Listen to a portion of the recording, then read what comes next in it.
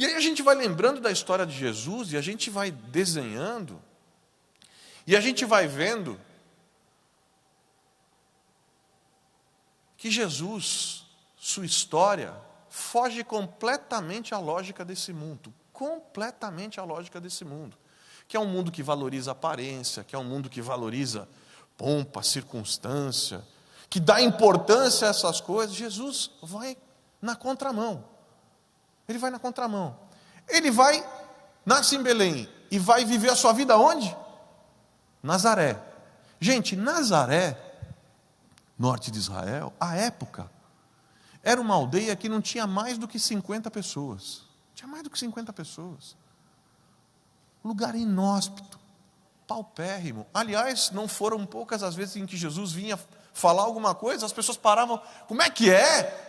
Da onde que esse sujeito é mesmo? De Nazaré? Mas pode vir de Nazaré alguma coisa boa? Era assim. De Nazaré. Filho do Zé. Para muita gente, ele é filho de quem mesmo? Filho aí do Zé. Do Zé ninguém. Filho de um carpinteiro. Carpinteiro por herança. Porque era tradição à época, o pai transferia a profissão ao filho.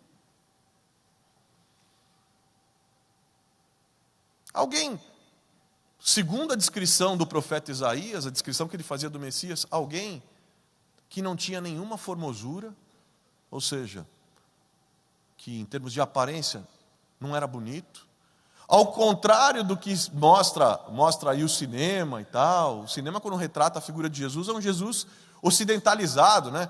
Cabelo louro, assim, comprido, esvoaçante, olhos azuis e tal. Essa não é a realidade. Essa não é a realidade histórica do Jesus histórico. Um homem nascido nessas condições, que vivia na Palestina daquela época, enfim. Não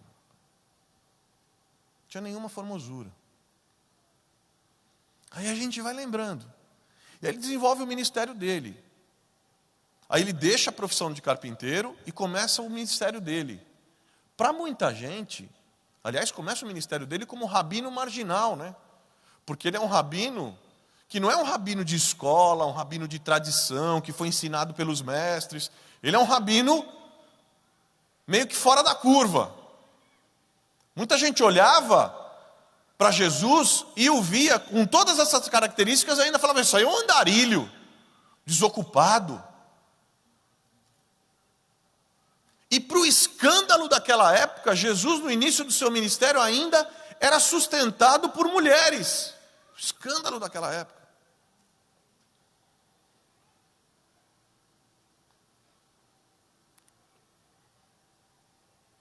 Aí eu fico pensando aqui, né? Pobre, feio,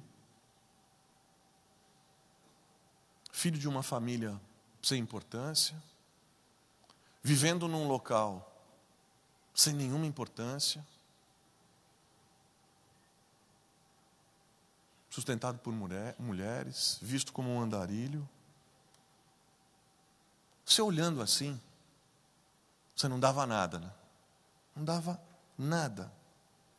Aí vai olhar ali, ele ser apresentado, 2 pombinhos.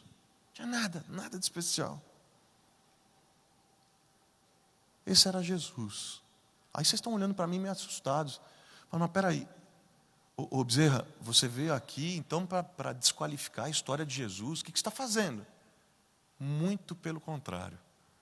Eu vim aqui para dizer para vocês e reafirmar, vendo esse contexto do Jesus histórico, eu reafirmo uma convicção no meu coração e para o seu coração, de que a mensagem da cruz é loucura para os homens.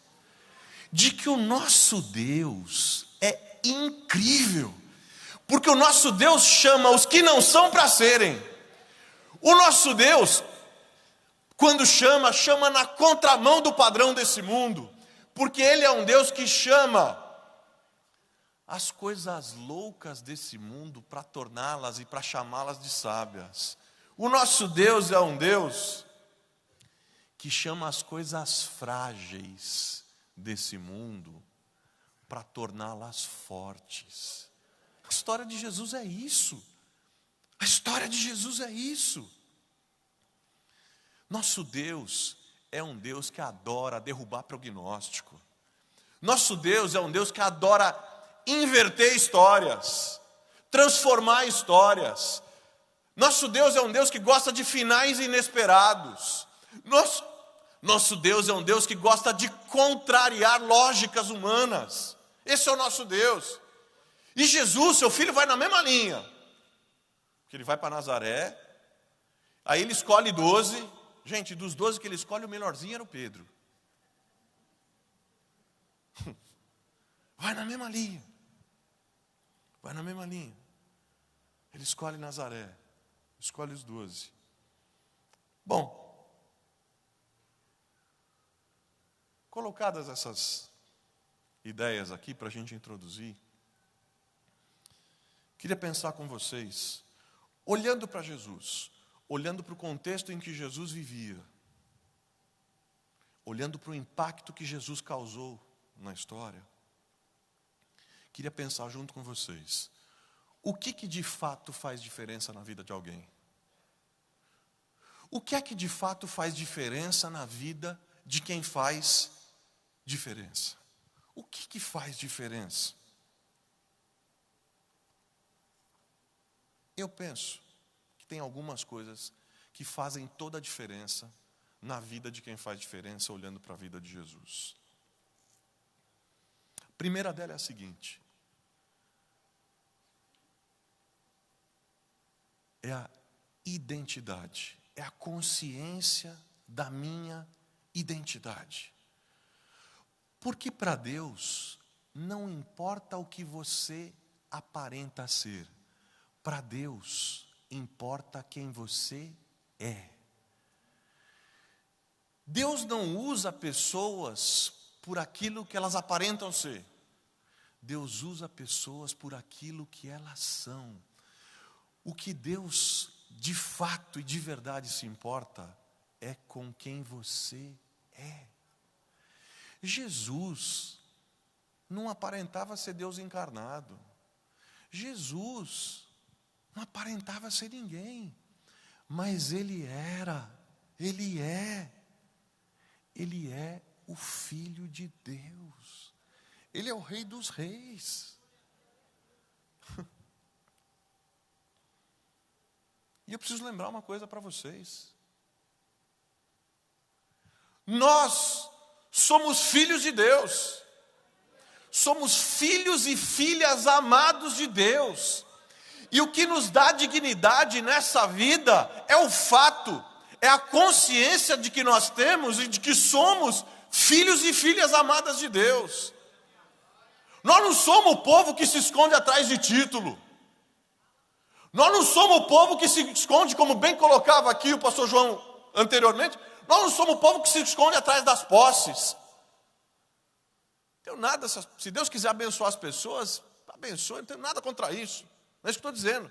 Eu estou dizendo o seguinte: nós não somos o povo que se esconde atrás de título, que se esconde atrás de posse, que se esconde atrás de conhecimento, que se esconde atrás dessas coisas. Porque nós somos o povo que tem a plena convicção de que para Deus o que de fato importa não é o que a gente aparenta ser ou ter. O que de fato importa é quem a gente é. O que de fato importa é que nós somos filhos amados de Deus. E é isso que nos dá valor e um profundo sentimento de dignidade. E quando a gente tem consciência de que nós somos filhos de Deus, e de que é isso que nos dá valor, e de que é isso que nos dá o sentimento de dignidade, sabe o que acontece? Não tem nada que ninguém possa te dizer que te diminua. Pode falar o que quiser. Pode falar o que quiser. Sou filho de Deus. Ah, você está se achando? O que você acha que você é? Sou filho de Deus. Não tem nada que você fale que possa me diminuir. Assim como não tem nada nessa vida que possa me abençoar mais, me dar maior prazer, me dar maior dignidade do que o fato de ser filho de Deus. Sou filho de Deus. Eu não quero ser nada mais do que eu já sou. Sou filho de Deus. E não tem ninguém que possa me diminuir, Porque eu tenho convicção de que eu sou um filho de Deus amado. Amado. Não importa o que você aparenta ser, importa o que você é. Jesus estava lá, estava aqui no texto com 2 pombinhos. Ele não aparentava ser nada, mas ele era. Ele era. O problema é que a gente vive num mundo, e talvez num período da história, onde acho que nunca antes se valorizou tanto a questão da aparência. Um negócio impressionante. Aparência, aparência, aparência. As pessoas estão sempre querendo mostrar alguma coisa e, na maioria das vezes, mostrar alguma coisa que de fato não são. Vocês veem, por exemplo, o fenômeno das redes sociais. Eu sou contra a rede social, não, muito pelo contrário. Eu, inclusive, como homem público, uso muito. Me comunico com as pessoas, tal, mas a gente fica olhando o mundo das redes sociais, não sei se vocês têm a mesma impressão que eu, mas eu fico olhando o povo no Facebook, no Instagram, as fotos postadas, gente, a sensação que eu tenho é que só tem gente feliz, bonita, rica, que não trabalha, que está sempre viajando para os melhores lugares, tem sempre uma paisagem maravilhosa, está sempre feliz com a família, tem uma vida perfeita. Sou só eu que tenho essa impressão? Mundo irreal, mundo virtual, mundo da aparência, cara do nosso tempo. Hoje em dia as pessoas, o cara não vai mais comer. Eu confesso, eu também confesso esse pecado. A pessoa não come mais. De vez em quando eu vejo, gente, eu adoro feijoada, adoro. De vez em quando eu vejo um prato de feijoada ali na minha frente, ao invés de eu ir lá e comer, eu falei, não, peraí, vou tirar uma foto aqui, vou colocar no Instagram, vou colocar no Facebook, vou fazer inveja para todo mundo. Cara do nosso tempo. Você fala para uma mulher, escuta, vamos na festa hoje à noite e tal, não sei o quê. Puxa, mas nem me preparei. Não, vamos na festa, mas nem me preparei, eu vou na festa. Ah, não posso. Por quê? Não tenho roupa. Como assim não tem roupa? Aí você vai lá, abre o guarda-roupa, pô, tem 10, 15 vestidos. Não, mas isso daí é outra coisa. É que para essa festa, eu não tenho roupa. Estou exagerando? Por quê? Por quê? As pessoas vão à festa para serem vistas e tal.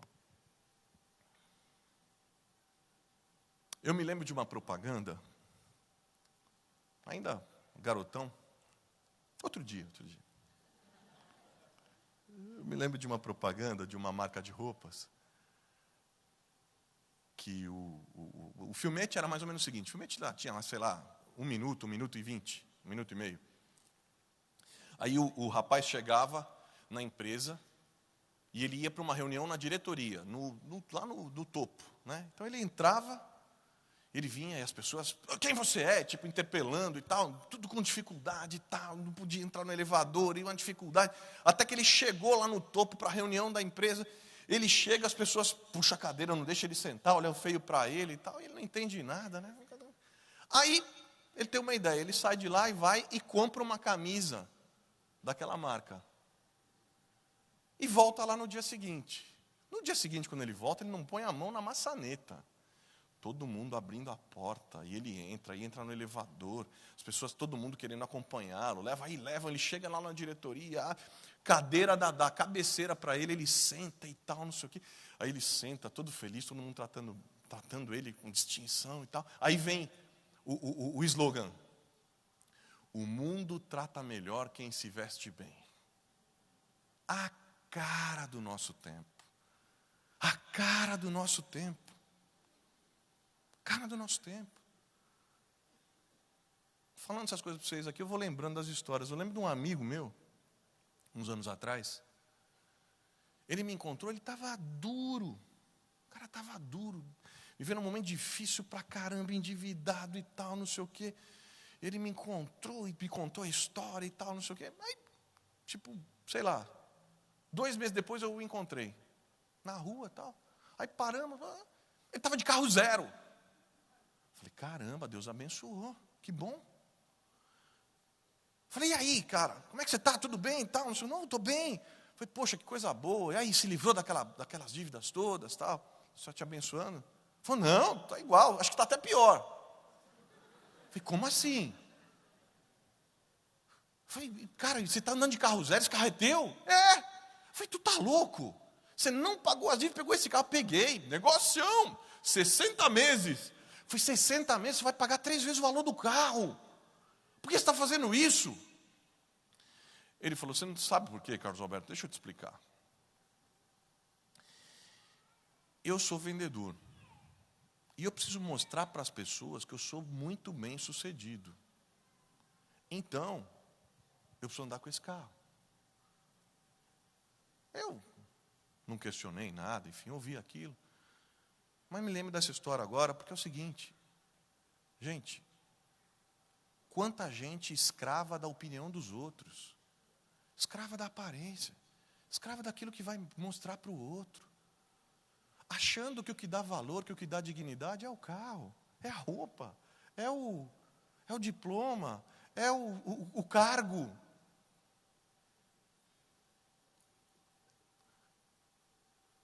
Para Deus, não importa quem se aparenta ser. Para Deus importa sim quem você é. Gente que Deus usa, é gente que conhece a sua identidade, que sabe que é filho bendito de Deus. Eu aprendi com um dos meus mentores ultimamente, você sabe que todos nós somos preocupados com a opinião dos outros. Uns mais, uns outros menos e tal, mas isso é uma característica humana da gente. O problema é quando a gente é escravo da opinião dos outros. Aí é patológico, aí é infantil, enfim. Mas eu aprendi uma coisa importante, porque gente como eu, gente pública, que atua na arena pública, é ainda mais preocupado com a opinião dos outros do que quem tem a sua vida privada mais protegida. Mais preocupado ainda com a opinião dos outros. E eu aprendi o seguinte, queridos, guarda com você. Existe uma diferença grande entre reputação e honra. Entre o quê? Reputação e honra. Reputação é aquilo que as pessoas pensam a meu respeito. Honra é aquilo que Deus pensa a meu respeito. Sobre a minha reputação, sobre aquilo que as pessoas pensam a meu respeito, eu não tenho nenhum controle. Sobre a minha honra, sobre aquilo que Deus sabe a meu respeito, eu tenho controle.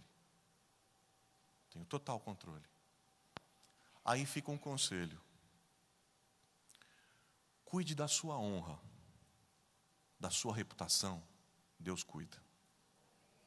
Cuide da sua honra, cuide da sua consciência, cuide da sua relação com Deus, cuide da sua relação com Deus, cuide em ter uma relação transparente e cristalina com Deus.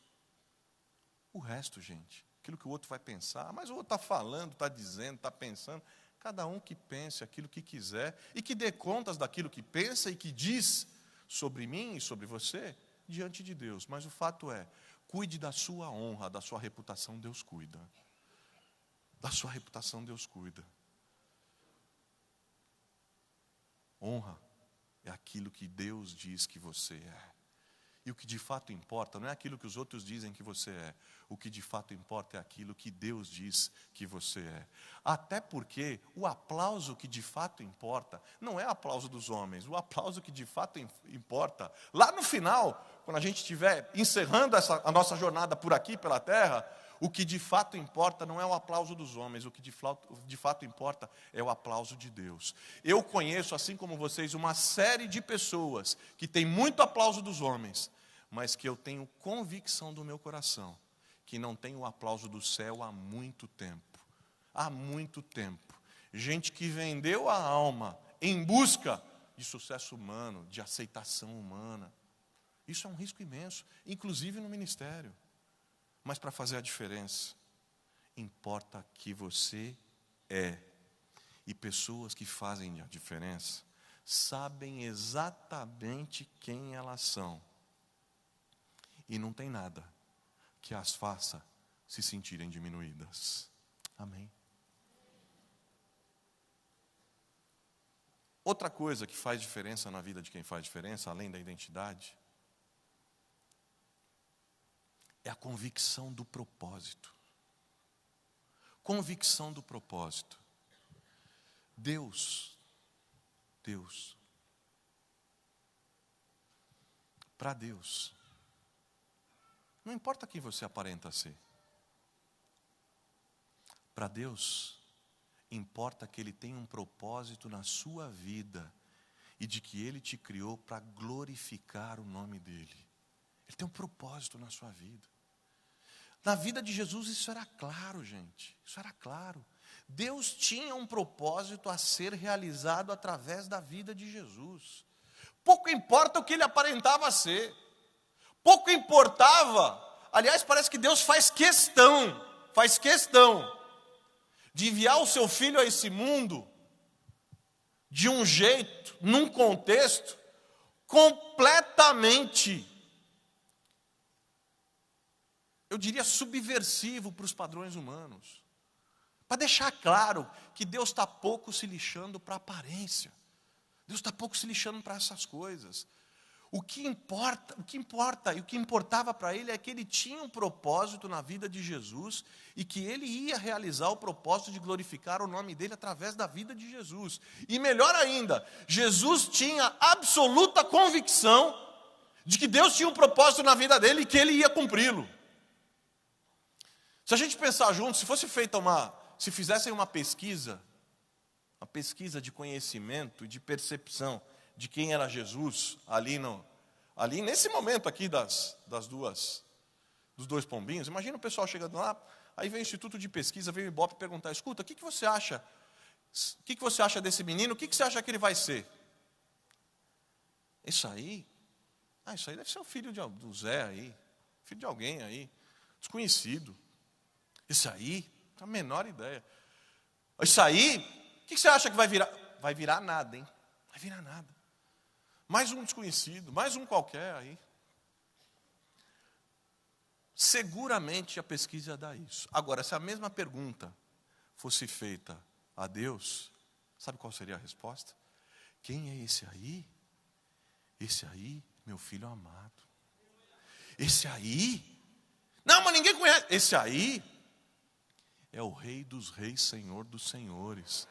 Esse aí vai governar o mundo com seu cetro de justiça. Seu reino não terá fim. Vai viver com um ministério profícuo, abençoado. Vai morrer crucificado, ressuscitar no terceiro dia e mudar para sempre a história de toda a humanidade, porque eu tenho um propósito a ser cumprido através da vida dele. Para Deus não importa o que você aparenta ser, para Deus importa que ele tem um propósito na sua vida. E Deus tinha um propósito na vida de Jesus. E assim, não sei se hereticamente aqui, mas eu não duvido, e não duvide que de vez em quando, na caminhada de Jesus, de vez em quando, o Espírito Santo precisou chegar nele lá e dar uma soprada no ouvido dele. Precisa dar uma fortalecida nele. Gente, que imagina as pressões que Jesus sofreu. Imagina o nível de preconceito. Nazareno, filho do carpinteiro, esse aí. E ainda ele veio e anunciou, eu sou o Messias, o Filho de Deus. O quê? O que esse cara está pensando que ele é? Imagina para os religiosos, para os doutores da lei da época, para os sabidos desse mundo, para os poderes estabelecidos, a quem esse rapaz pensa que é? Imagina a pressão sobre Jesus, as ofensas, as desqualificações. Eu imagino que de vez em quando o Espírito Santo precisava ir lá e ele falar assim, Jesus, esquece o que esse povo está falando, Jesus. Deixa esse povo para lá. Jesus, deixa eu te lembrar uma coisa. Você é filho bendito do Senhor. E Ele tem um propósito na sua vida. E o propósito dele é ser glorificado através da sua vida, Jesus. E isso vai acontecer.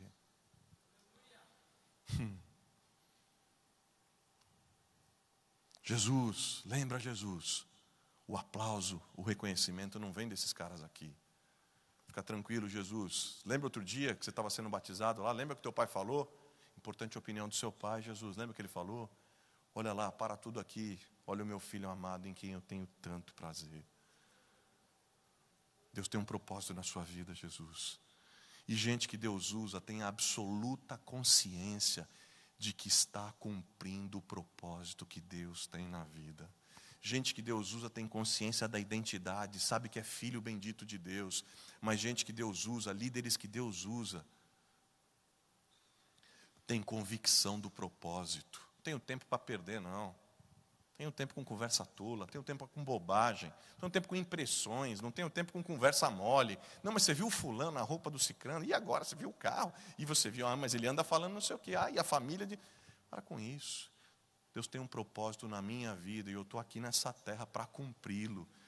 E eu vou glorificar o nome dele através da minha vida, através do meu trabalho, do meu ministério.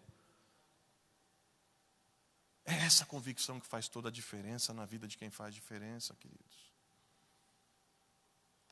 Mas para encerrar com vocês aqui, nessa manhã, eu penso que tem uma terceira coisa que faz toda a diferença na vida de quem faz diferença.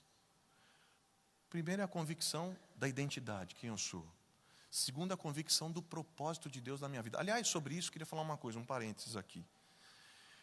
Às vezes, eu cresci ouvindo algumas coisas assim, do tipo, enfim, que é uma coisa com a qual eu não concordo, mas assim, a pessoa fala assim, ó, Deus tem um propósito na sua vida, olha, e se você não cumprir o propósito, Deus vai levantar outro. Eu discordo. Porque se fosse essa a lógica, pensa comigo, se fosse essa a lógica, Deus tem um propósito na minha vida, aí eu não cumpro, Deus vem e levanta o João. Então, peraí, o João é meu step? Não o pastor João, por favor. Estou dizendo, o João é meu step? O João é meu genérico? É o plano B de Deus? Não acredito nisso. Deus tem um propósito a realizar através da minha vida. Deus tem outro propósito a realizar através da sua vida e dele, e dela e de cada um de nós. Até porque nós vivemos num planeta com 6 bilhões de pessoas, onde nenhuma tem uma digital igual à outra. Quanto mais o propósito. Deus tem um propósito único, singular, especial, específico para cumprir através da sua vida. E Ele vai cumpri-lo através da sua vida.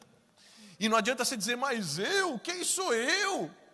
Quem sou eu? Vindo de onde eu vim, nascido onde eu nasci, tendo a história que eu tenho, as dificuldades familiares, nessa família, o pouco conhecimento, o pouco entendimento. Quem sou eu? Deixa eu te dizer, é você mesmo.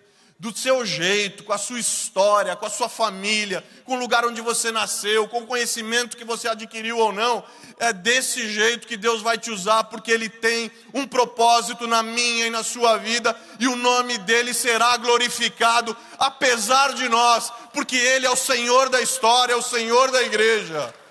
É verdade. É isso, queridos. A gente não pode nunca se esquecer disso. Sair, se libertar da prisão da comparação. Mas Deus está usando tanto fulano, já sei porque que Ele não me usa. Para com isso. Deus usa você do jeito que você é. No contexto que você está, no lugar onde você está, na família que você nasceu.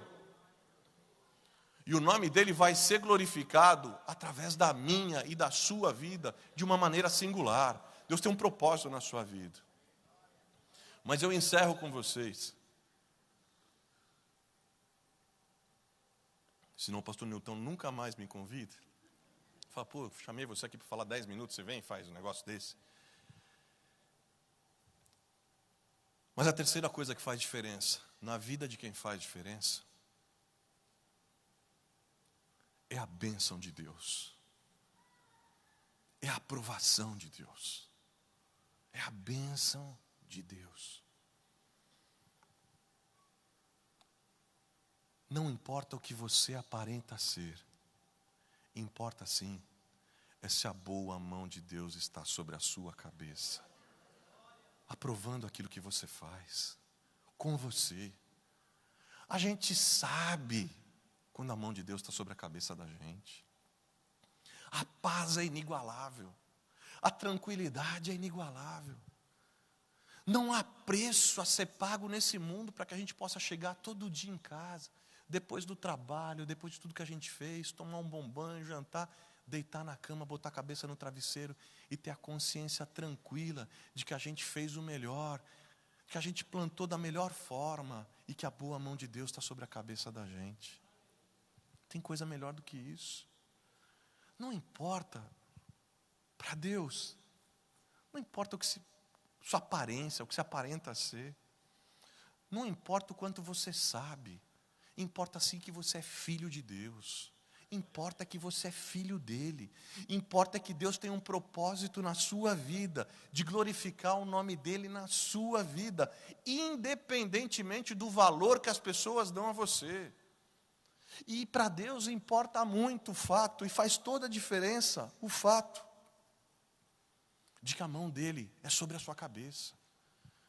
Então o que eu quero falar para vocês aqui nessa manhã, já caminhando aqui para concluir,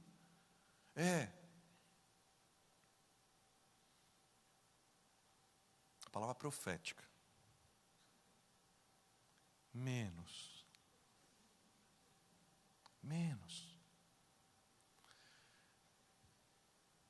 A gente vive num mundo da competição, da aparência, da disputa e da correria. Percebeu que ninguém tem mais tempo de nada? Está todo mundo correndo. Aí você olha de lado, um correndo para lá, outro correndo para lá. Nem sabe correndo atrás de quê, mas está todo mundo correndo. Correndo atrás dos seus projetos pessoais, atrás dos seus impérios. Eu preciso, mas você já alcançou. Não, mas eu preciso. Correndo. E às vezes, a gente olha para isso, e a gente é tentado a ter o seguinte sentimento. Puxa vida, Deus. Eu às vezes me sinto assim, acho que você também. Puxa vida, Deus. Poxa, eu estou plantando aqui corretamente. Não puxei tapete de ninguém. Estou enganando ninguém. Trabalhando de forma honesta. Cuidando das pessoas. Abençoando as pessoas. Mas Deus, parece que não acontece. Parece que eu não colho o fruto. Parece que as coisas não... Sabe, parece que não acontece. Aí eu olho de lado, aquele que vive passando rasteira nos outros, que vive mentindo, parece que chegou mais rápido. Parece que está chegando lá. Aliás, um lembrete importante. Quando a gente olha, a gente tem o objetivo de chegar em alguns lugares, alguns objetivos, algumas metas que a gente tem. Lembre de uma coisa. Mais importante do que o lugar onde a gente chega é o jeito que a gente vai. Tem um monte de gente chegando e tendo sucesso aparente diante do mundo. Só que para isso teve que vender a alma. Para Deus, mais importante do que o lugar onde a gente chega é o jeito que a gente vai. Eu não quero chegar para cumprir os objetivos que Deus tem colocado na minha vida, tendo que vender a minha alma, não. Demore o que demorar, leve o tempo que for, porque eu sei que Deus está se importando com o jeito que eu vou. Tem gente que chega, mas para chegar, destrói a família, abandona a esposa, abandona o marido, abandona os filhos, desautoriza os pais, desonra os pais, divide a igreja, desonra pastor, desonra ovelha. Para Deus, mais importante que o lugar onde a gente chega é o jeito que a gente vai. E é fundamental, no jeito que a gente vai, é fundamental a boa mão de Deus na nossa cabeça. Eu quero o tempo todo estar caminhando. Deus, tua mão está aqui, né, Deus? Eu quero tua mão na minha cabeça, Deus, porque sozinho eu não consigo. Meu filho, então se acalma. Está olhando para os outros lá por quê? Estão fazendo tudo, mas não tem, não está, meu filho. Mas Deus, mas eles não têm minha mão, não têm minha bênção. Mas Deus, parece que eles estão chegando e tal. Está tudo escuro aqui, não está acontecendo. Meu filho, lembra, meu filho. Ainda que você ande pelo vale da sombra e da morte, não tema, meu filho. Eu estou contigo. Eu estou presente. Eu amo você. Mas Deus, eu não estou vendo nada, está tudo escuro, eu não estou colhendo, está complicado. Meu filho, eu estou contigo. Minha boa mão está sobre a sua cabeça. Eu tenho aprovado o que você tem feito. Fique tranquilo. A seu tempo as coisas acontecerão. E meu amado, minha amada, uma coisa importante. A gente saber. Queria deixar isso para o seu coração. O que Ele quiser dar para você, fica tranquilo que ninguém vai tirar de você. E o que Ele não quiser dar, fica tranquilo, porque não vale a pena ter. Para Ele não importa o que você aparenta ser, não importa o que você tem, não importa nada disso. Para Ele o que importa é se a mão dEle está sobre a sua cabeça. E o que faz toda a diferença na vida de um líder, na vida de um cristão, de uma cristã, é a convicção, é a segurança de que a mão de Deus está sobre a minha e sobre a sua cabeça. Queria só lembrar 2 exemplos de homens que andaram desse jeito. Rapidinho aqui. Que tinham essa convicção da mão de Deus sobre a cabeça deles. Quer ver? 2? Rapidinho. Moisés. A rapaziada se uniu lá e falou, vamos derrubar o Moisés. Vamos tirar ele da... Vamos derrubar. Só acontecia naquele tempo. Hoje em dia não acontece mais esse negócio. Hoje em dia não... Em igreja então, imagina. Que é isso? Igreja? A tropa reuniu para derrubar o Moisés. O Moisés mandou chamar a tropa. Falou, o negócio é o seguinte, pessoal. Deus me chamou. Eu sei como eu tenho andado diante de Deus. Tenho convicção de que a mão dele é sobre a minha cabeça. Mas só para a gente tirar a dúvida, vamos fazer o seguinte. Eu vou fazer um risco aqui no chão. Eu vou fazer um risco aqui no chão. Vocês ficam aí, eu fico aqui. E aqueles a quem Deus quiser usar, permanecem aqui. Aqueles a quem Deus não quiser usar, e que não tem tido a aprovação do Senhor, a terra vai abrir e vai engolir. Sabe o que aconteceu? A terra abriu e engoliu aquela rapaziada toda. Essa moda pega, hein? Já pensou? E aqui é mais fácil no litoral, porque a areia... Mais fácil ainda. Se a moda pega. Convicção. Estou falando para você fazer isso, já pensou? Vai embora para casa. O que você aprendeu hoje, querido? Não. O pastor Carlos Bezerra falou lá o seguinte, ó, alguém discordar de mim, eu passo o giz no chão e falo, ó, vamos fazer uma prova com Deus aqui. Não é isso que estou falando, não. Convicção da mão de Deus sobre a cabeça. Quer ver outro? Davi. Lembra da história do Davi? Lembra que o filho dele aprontou com ele? O tal do Absalão? O Absalão chegou no momento da vida lá e se levantou contra o pai. Para tirar o pai do trono, para derrubar o pai. Aí o Joabe chega lá para o Davi e falou, rei, escuta, é melhor o senhor tomar uma providência, rei. O pau está comendo lá na rua. O pessoal juntou, seu filho está montando uma guerrilha, eles vão dividir o reino, eles vão fazer uma guerra civil. E vão tirar o senhor do trono. Aliás, essa é uma descrição daquele livro do Perfil de 3 Reis. Não sei quantos leram, se não leram, leiam. Que é muito, muito especial. Um livro abençoado. Perfil de 3 Reis, fininho, bacana. Aí, ele coloca no diálogo romanceado ali, que o Davi olha para o Joabe e fala, como é que é, Joabe? Rei, o senhor precisa tomar uma providência. Vou fazer nada não, Joabe. Quê? Como assim, rei? O senhor tem que fazer, o senhor não pode aceitar esse menino fazendo isso. Vou fazer nada não, meu. Vou fazer nada não. Sabe por quê, Joabe? Deixa eu contar um negócio para você. Eu não pedi para ser rei. Não teve nem eleição, Joabe. Não pedi para ser, não. Isso é para a minha parte, tá? O negócio é duro também. Eu não pedi para ser rei. Quem me colocou aqui foi o Senhor. Quem me sustenta aqui é o Senhor. E o dia que Ele não me sustentar mais, eu vou ser tirado. Quem me sustenta é a boa mão de Deus sobre a minha cabeça. E deixa eu falar um negócio para você, Joabe. Eu, inclusive, quero te dizer que não vou me mover, porque vai que Deus resolveu me tirar do reino. Eu não quero ser para o Absalão aquilo que o Saul foi para mim. Gente, que convicção é essa? De um homem de Deus que sabe que é sustentado pela boa mão de Deus. Deixa de ser bobo. Não, meu cargo não, hein? Meu cargo não. Eu sou líder, sublíder, auxiliar do líder. Agora nomeou, não me tira. Não, mas eu sou líder dessa célula. Não, eu sou líder daquela igreja. É você que banca a sua liderança? Ou é a boa mão de Deus? Pouquíssima gente descansa nessa convicção.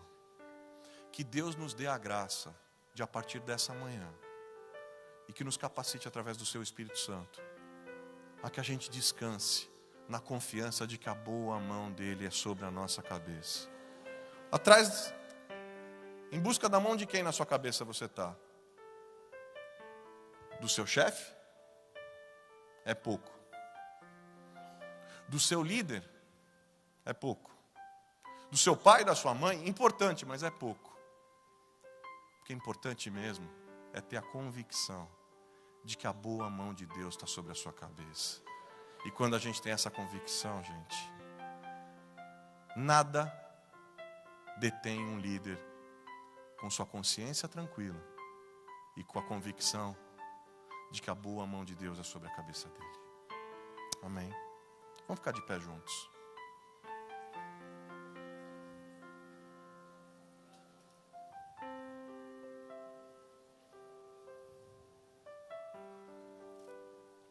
Identidade.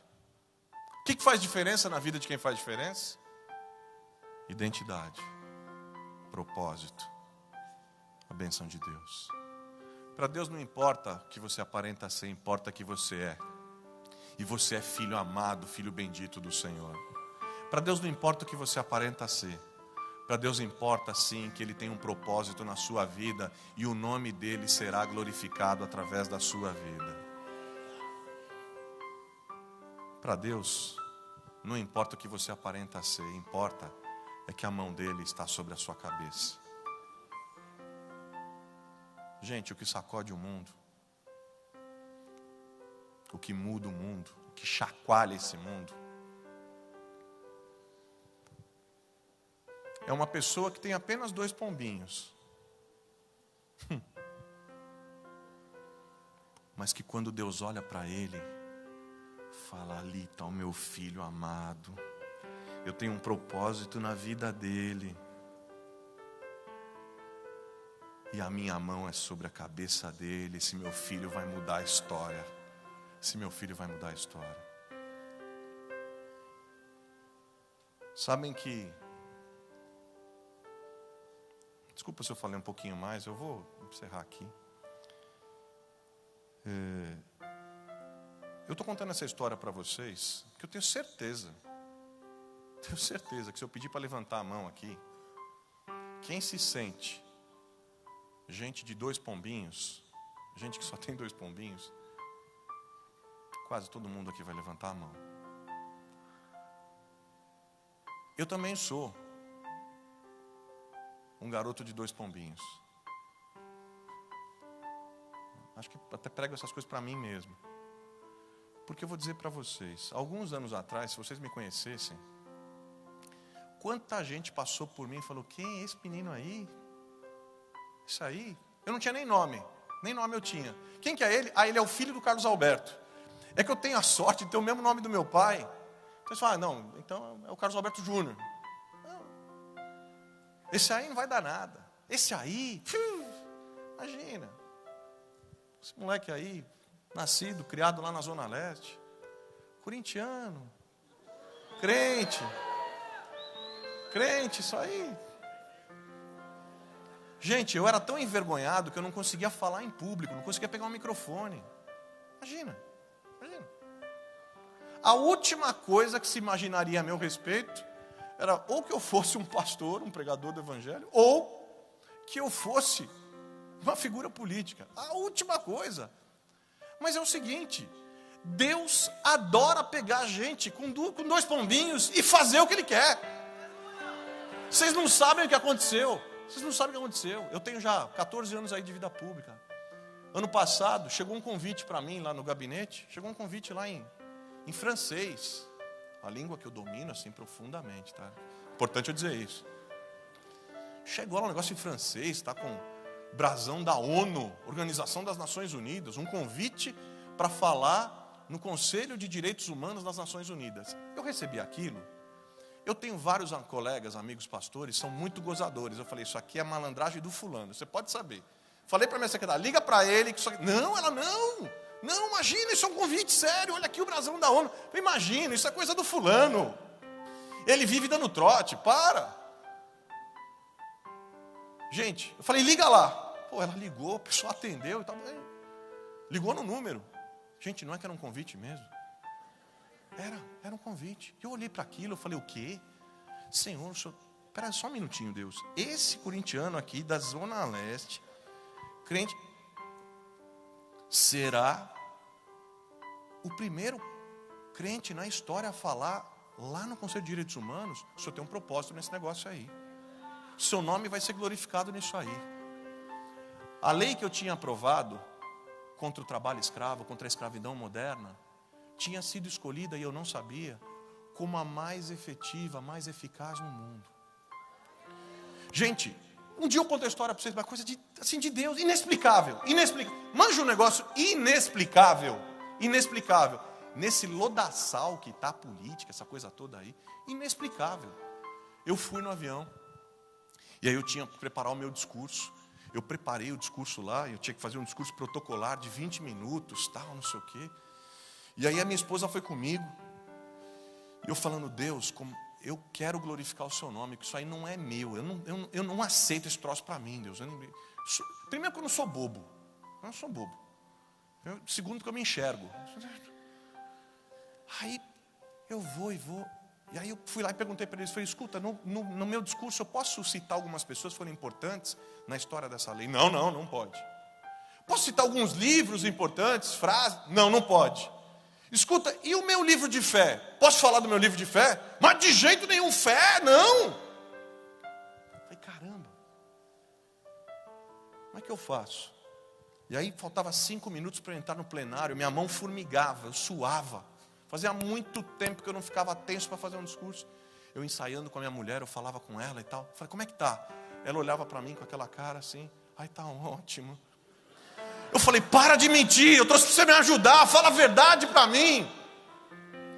Aí eu entro no plenário, quando eu entro me chamam para sentar, do meu lado senta a embaixadora da Inglaterra, do lado de cá senta a presidente do Fundo das Nações Unidas para o combate ao trabalho escravo no mundo.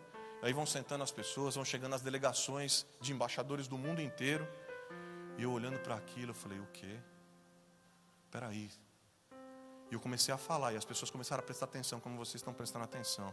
Quando eu vi que eles estavam prestando bem atenção no que eu estava dizendo, eu fui para encerrar o meu discurso. Eu falei, Senhor, agora o negócio é com o Senhor, tá? Eu olhei para eles e falei, gente, é o seguinte. Essa lei foi escolhida porque por trás dessa lei existe um espírito que se move, que é o espírito da justiça. É um espírito que se move, sabe como? Ele se move de maneira a que corra o direito como a água e a justiça como um rio caudaloso. E esse é o meu desejo ardente, para que isso aconteça em todo mundo e se replique por todo mundo. Eles olharam para mim, aplaudiram. Aí eu aqui no meu coração falei, Deus, seguinte, hein? O senhor é testemunha, eles estão aplaudindo o teu profeta Amós, quando ele afirma esse texto no capítulo 5, no versículo 24 do livro de Amós. Ninguém mandou levar gente de 2 pombinhos. Levou. É esse tipo de coisa que acontece. Eu podia falar para vocês um monte de outras coisas. Um monte. Do meu pai, por exemplo. Meu pai, 2 pombinhos. Meu pai, gente, vocês conhecem meu pai? Nilton, bonitão, tal, não sei o que, você vê ele, né? Aliás, faz aniversário hoje, meu velho, 71 anos. Uma bênção de Deus aquele cara, meu melhor amigo. precioso. Faz aniversário hoje. Gente, ele se converteu. Foi você pregador do evangelho. Quem olhava dava risada. Sabe por quê? Meu pai era gago. O meu pai era gago. Com um detalhe: o meu pai é bisneto do Adolfo Bezerra de Menezes, o pai do espiritismo no Brasil. Meu pai era um homem gago. Ele se decidiu pelo evangelho e disse que ia ser pregador. Falou para o pai dele falou para ele assim: ó, ser pregador é por tua conta. Deserdou meu pai. Ignorância do meu avô naquela época. Imagina o que era para ele, um espírita, o filho dele. E o meu pai se decide ir para o seminário. Ele é batizado com o Espírito Santo. E no dia que ele é batizado com o Espírito Santo, sabe o que aconteceu com a gagueira? Sabe o que aconteceu com a gagueira? Sumiu para nunca mais voltar. Eu sou suspeito, mas ele é um dos maiores pregadores do país. Eu sou suspeito. Aí, alguns anos depois, meu pai vai lá, Eliane, vai lá e encontra a gente. Meu pai largou tudo, largou a profissão, largou tudo. Encontra a gente no fundo da igreja, num quarto, cozinha e banheiro. Num dia de chuva, o meu irmão Ronaldo Bezerra, vocês conhecem? Meu irmão coberto, minha mãe cobriu o meu irmão com um saco de lixo, que a hora que chovia mais dentro daquela edícula do que lá fora. Meu avô chega e olha para o meu pai e falou: você está louco? Você é um irresponsável. Como é que você faz um negócio desse com a sua família? Eu te avisei que esse negócio de cuidar de crente não é para você. Isso é um absurdo que você está fazendo. Meu pai olha para ele e fala: pai, eu te perdoo porque você não sabe o que você está dizendo, pai. Sabe por quê, pai? Eu tenho convicção de que eu sou um filho amado de Deus. Deus tem um propósito na minha vida e a bênção dele é sobre mim. Fique tranquilo que a seu tempo Deus vai realizar. Querido, sabe o que aconteceu? Sabe o que aconteceu? Durante um tempo a gente foi sustentado inclusive por cesta básica. O que aconteceu é que meu pai persistiu. Porque ele sabia que para Deus não importa o que se aparenta ser, não importa a condição que você está vivendo, o que importa é quem você é. 40 anos depois, o Ministério da Comunidade da Graça está aí, com as suas limitações e tal, abençoando todo o país, inclusive fora do país. Por quê? Porque meu pai é brilhante? De jeito nenhum. Porque meu pai é garoto de 2 pombinhos, feito a gente, que quando Deus resolve usar, sai de baixo. Sai de baixo. E eu quero orar com vocês. Desculpa eu falar mais do que eu queria. Eu quero orar com vocês, porque eu só vim para lembrar vocês. E eu vim para dar um recado de Deus para vocês. E Ele manda dizer para vocês o seguinte, para você o seguinte: você é meu filho amado, você é minha filha amada. Eu tenho um propósito na sua vida e a minha mão está sobre a sua cabeça. Eu resolvi te abençoar pela minha graça e eu vou te usar. Saia, mas eu sou garoto de 2 pombinhos. Pois é, gente assim que eu uso para chacoalhar o mundo. Se você crê nisso, levante as suas mãos para os céus e diga para pai: pai, eu creio. Deus, estou aqui, me perdoa, Deus. Me perdoa por acreditar na opinião dos outros. Me perdoa porque eu sei Maria vai com as outras. Me perdoa por eu ir na onda. Me perdoa por eu acreditar nos valores desse mundo, que são valores da aparência, da pose, que nada tem a ver com a tua verdade, com os teus propósitos, com os teus caminhos. Pai, eu estou aqui. Usa-me a mim, Senhor, do jeito que eu sou, com a história que eu tenho, vindo da família que eu vim. Eu quebranto o meu coração diante do Senhor e me coloco à disposição para que o Senhor me use, para que o Senhor abençoe São Vicente, para que o Senhor abençoe a Baixada Santista, para que o Senhor abençoe o estado de São Paulo, o Brasil e os confins da terra. Usa a minha vida, Deus. Eu só tenho 2 pombinhos, mas usa a minha vida como o Senhor usou a vida do seu filho.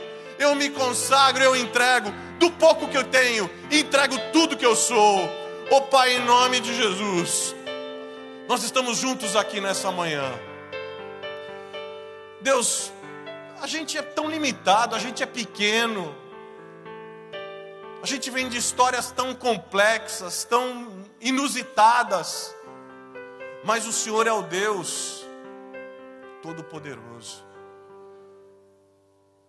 o Deus dos fins, dos finais inesperados, Ó Pai, age na vida de cada um dos meus irmãos, Pai. Que o Senhor os use como bênção em sua família, no seu trabalho, nessa igreja, nas suas igrejas locais, aonde quer que eles andem. Pai, que eles sejam um povo absolutamente convicto de quem eles são, e eles são teus filhos amados, do propósito que o Senhor tem na vida deles, e que eles descansem debaixo da convicção de que a tua mão está sobre a cabeça deles, e que é isso, Pai, que faz toda a diferença. Faz isso para que o mundo creia e para que o mundo veja e para que a tua glória se espalhe por toda a terra. Em nome de Jesus. Amém. Amém. Amém.